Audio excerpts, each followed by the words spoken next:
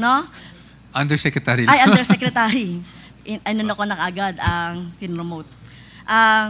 Di ba nagtotalk tayo ng mga problema sa schools? Di ba? So, tingin mo ba itong apat na to, ito yung talagang problema natin sa eskwelahan na kailangang gamitan ng confidential funds para maituloy yung programa natin sa eskwelahan? Well, Mr. Chair, if I may respond. Yes, please continue. Well, sa totoo lang po, honestly, isa siya sa mga problema pero hindi lang po siya yung problema. Napakarami po talaga nating problema, especially nung time ko sa DepEd.